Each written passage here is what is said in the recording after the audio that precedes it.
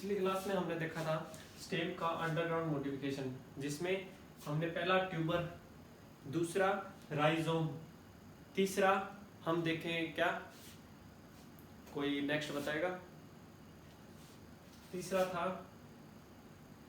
Corms. ठीक है, corms. अब देखो कॉर्म्स में क्या होता है, इसके एग्जाम्पल की बात करें तो एग्जाम्पल में कोलोकेशिया। ठीक है, एग्जाम्पल में कोलोकेशिया। कोलोकेशिया कैसा होता है?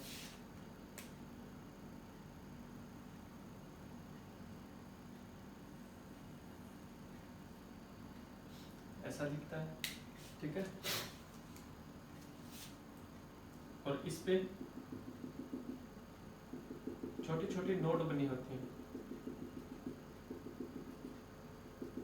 छोटी छोटी नोड बनी होती है, और जिससे क्या होता है, जिससे एक नया कोलोकेशिया प्लांट बनता है।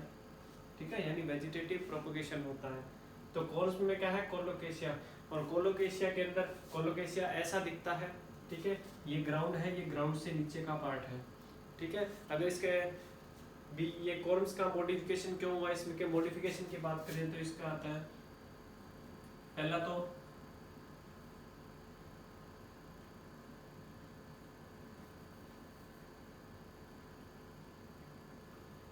Storage of food. ठीक है, स्टोरेज ऑफ फूड।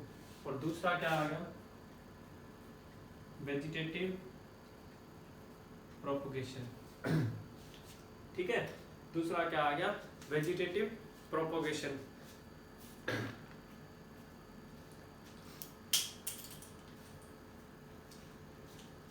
अब नेक्स्ट अपने डी की बात करते हैं। डी में क्या आएगा, आप सबको पता है, बल्ब। हिंदी में आपने पढ़ा होगा कंद, घनकंद, प्रकंद और शलकंद। ठीक है, ऐसे कुछ इनके नाम होते हैं हिंदी में। ठीक है, तो ये चौथा आ गया बल्ब।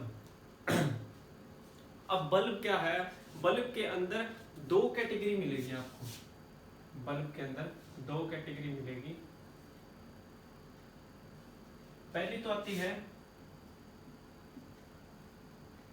ट्यूनिकेटेड, दूसरी आती है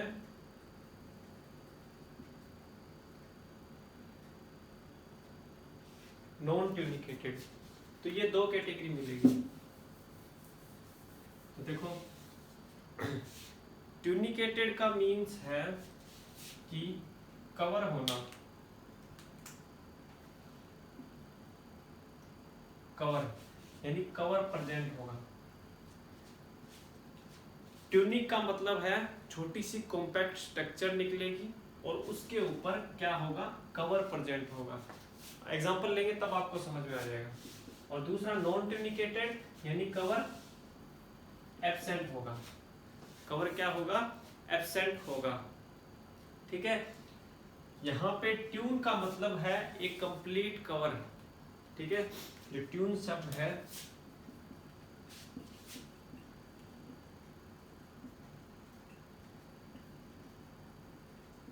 एक कंप्लीट कवर। ठीक है, तो ट्यूनिकेटेड है, उसमें आपकी दो कैटेगरी आती है। सबसे पहला आता है सिंपल ट्यूनिक। ठीक है, सिंपल ट्यूनिक। और दूसरा आएगा कंपाउंड ट्यूनिक। तो सिंपल ट्यूनिक का सबसे बेस्ट एग्जांपल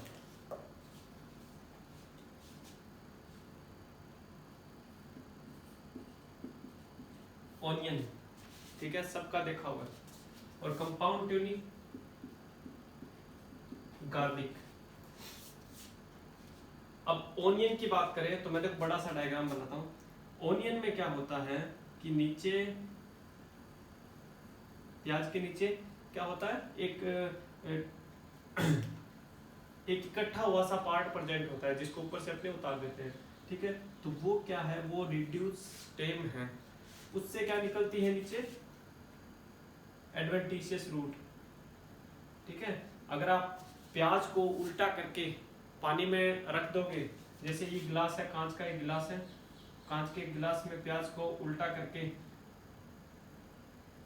ऐसे पानी में रख दोगे तो कुछ टाइम बाद में क्या निकलेगी, यहाँ से एडवेंटिशियस रूट निकलेगी। ठीक है, क्या निकलेगी, एडवेंटिशियस रूट। अब ये रूट एडवेंटिशियस क्यों है वो तो आपको ही पता है, क्यों, क्योंकि ये क्या निकल रही है, क्या निकल रही है, स्टेम के किसी अदर पार्ट से निकल रही है, रेडिकल से नहीं निकल रही।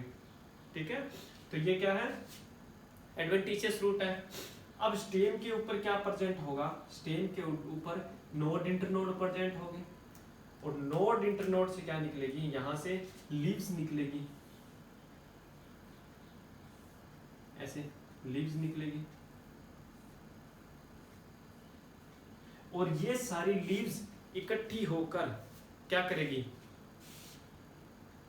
ट्यूनिक बना देगी। ये सारी लीव्स इकट्ठी होकर एक ट्यूनिक बना देगी, और इसकी जो सबसे बाहरी परत निकलेगी वो एक स्केली लीव्स में चेंज हो जाएगी। तो क्या होगा, इसके ऊपर एक जो ड्राई परत निकलेगी, ड्राई लेयर बनेगी, वो स्केली लीव्स हो जाएगी। तो ये क्या है, ये सिंपल ट्यूनिक है, जो क्या एक कवर है, एक कवर से है। ठीक है, सिंपल ट्यूनिक है ओनियन, जिसके ऊपर एक कवर प्रेजेंट है। ठीक है, इसलिए इसको ट्यूनिकेटेड बोला है, क्योंकि सारी लीव्स इकट्ठी होकर एक ट्यूनिक बनाती हैं, और उस ट्यूनिक के ऊपर क्या है, एक कवर प्रेजेंट है स्केली लीव्स का। ठीक है, दूसरी अगर अपने गार्लिक में देखें तो गार्लिक के ऊपर 2 कवर प्रेजेंट है। गार्लिक के ऊपर 2 कवर कैसे प्रेजेंट है, देखो ये गार्लिक का स्टेम आ गया। ठीक है, अब क्या होता है, गार्लिक के स्टेम के अंदर से यहां से क्या निकलेगी, लीफ जैसी स्ट्रक्चर निकलेगी, एक टाइप से बड्स बोलते हैं इनको। ठीक है, या फिर इनको क्लोव बोलते हैं।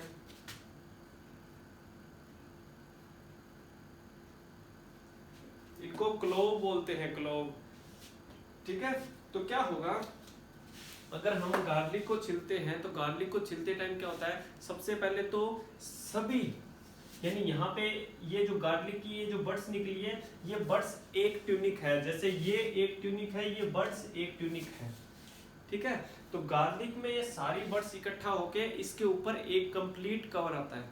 ठीक है, उस कवर को उतारते हैं तो उसके बाद में ये क्लोव्स आती हैं, और क्लोव के ऊपर भी कवर प्रेजेंट होता है। ठीक है, इसलिए ये डबल कवर्ड होती है, जो गार्लिक है वो डबल कवर्ड होती है। इसके कारण इसको कंपाउंड ट्यूनिक कह देते हैं। क्यों, क्योंकि यहाँ पर तो ये एक ट्यूनिक है, और यहाँ पर ये क्या है, बहुत सारे ट्यूनिक है। ठीक है, इसलिए इसको कंपाउंड ट्यूनिक बोल देते हैं। तो ये क्या है, ट्यूनिकेटेड, जिसके ऊपर कवर प्रेजेंट होता है, सिंपल और कंपाउंड ओनियन और गार्लिक। ठीक है, अब आती है नॉन ट्यूनिकेटेड की। तो नॉन ट्यूनिकेटेड में क्या होता है, नॉन ट्यूनिकेटेड है, कवर प्रेजेंट नहीं होगा। तो इसका सबसे बेस्ट एग्जांपल है लिली। ठीक है, लिली को आप जब जमीन से निकालोगे, अगर कोई प्लांट हुआ लिली का, तो वो ऐसा दिखेगा, एक बल्ब बना हुआ और जिसके ऊपर कोई कवर नहीं है। ठीक है, तो ये किस में आ गया, नॉन ट्यूनिकेटेड में। तो हमने स्टेम के अंडरग्राउंड मॉडिफिकेशन कर लिए हैं, ट्यूबर, राइजोम, कॉर्न और बल्ब। ठीक है, तो ये आप नोट करना चाहो कर सकते हो। ठीक है, नेक्स्ट अपने देखेंगे अगली क्लास में।